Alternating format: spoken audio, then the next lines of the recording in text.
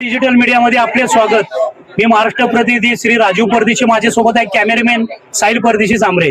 आज आपण विठ्ठल मंदिर येथे आलेलो आहे। विठ्ठलवाडी येथे पुण्याचे महापौर मंजुषाताई नागपुरे यांचं पुणे डिजिटल मीडियामध्ये खूप खूप स्वागत आहे। आज दिवसभराची जी आपली रूपरेषा आहेत ताई, आपण त्या निमित्त आपलं मनोगत व्यक्त करा।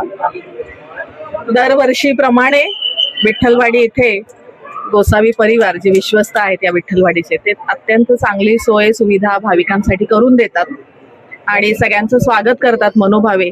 आणि आम्ही पुणे महानगरपालिकेच्या माध्यमातून इथे सगळी व्यवस्था करण्याचा प्रयत्न करतो। अर्थातच गोसावी परिवार, कुमार भाऊ हे आम्हाला सांगतात काय केलं पाहिजे आणि त्या पद्धतीने आपण करतो। प्रति पंढरपूर मांडलं जातं विठ्ठलवाडीला, आपल्या सिंहगड रोड पुण्याच्या, आणि इथे भाविकांची गर्दी आपण पाहता लाखो भाविक इथे येतात आणि त्यांची व्यवस्था करण्याचं काम आम्ही करतो। पांडुरंगाच्या चरणी सगळे आपली आपली सेवा अर्पण करतात, तशी आम्ही पण करतो।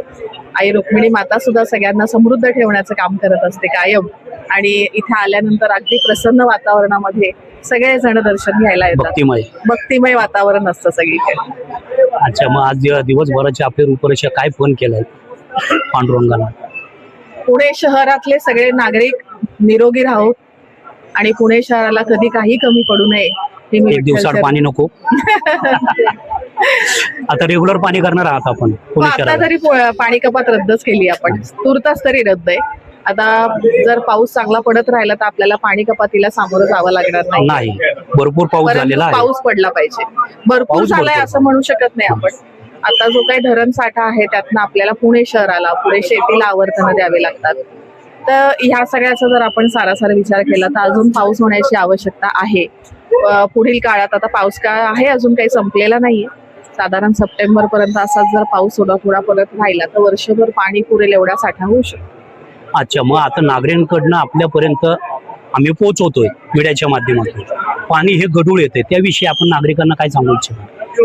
मी नागरिकांना असं म्हणेन की गढूळ पाणी पावसाळ्यात येतच, आपण त्याला प्युरिफाय करण्याचं काम करतो। परंतु जर आपण ज्येष्ठ इथले जे आहेत, जे अनेक वर्षापासून पाहतात, ते पाणी गढूळ पावसाळ्यामध्ये येतं। परंतु जर कुठे कंटॅमिनेशन होत असेल, म्हणजे ड्रेनेजचं पाणी कुठे त्यात मिक्स होत असेल, तर नागरिकांनी आमच्याशी संपर्क करायचा आहे। ते स्वच्छ करण्याचं काम आम्ही केलं पाहिजे, हे मी मान्य करते। आणि गढूळ पाण्याचंही स्वच्छ करण्याचं काम वॉटर ट्रीटमेंट प्लांट मध्ये चालू असतं, जलकेंद्रामध्ये, पण काही प्रमाणामध्ये गढूळ पाणी थोडंफार येतं। नागरिकांना काय सांगू इच्छिता? जर फार गढूळ पाणी येत असेल तर आपण गाळून आणि उकळून प्यायला पाहिजे, तर आपली तब्येत चांगली राहू शकेल। परंतु जर अति प्रमाणात कुठे गढूळ पाणी असेल तर याचा अर्थ त्यामध्ये कंटॅमिनेशन होतंय आणि ते आम्हाला शोधलं पाहिजे। कारण की पुण्याचं पाणी हे टेबल फिल्टर आहे। गेल्या 35 वर्षापूर्वी मी जेव्हा बातमी लावली होती तेव्हा पूर्ण जगामध्ये आपल्यासारखं पुण्यासारखं पाणी कुठे नाहीत। बिस्लरच्या बाटल्या जे कंपनी यूज करते आणि त्याच्यापैकी आपलं जगमध्ये पाणी दिलं होतं, तर टेबल फिल्टर पुण्याच्या पाण्याला नंबर 1 नक्कीच आहे। आपले जे जलशुद्धीकरण केंद्र आहेत पुणे शहराचे, ते खूप चांगले आहेत। परंतु शुद्ध केलेलं पाणी ज्या पाईपातनं लोकांच्या घरापर्यंत जातं, तिथं काही प्रॉब्लेम आहे का हे शोधण्याचं काम सध्या महानगरपालिका करते। धन्यवाद पुणे डिजिटल मीडियाला माहिती दिल्याबद्दल। रामकृष्ण हरी। रामकृष्ण हरी।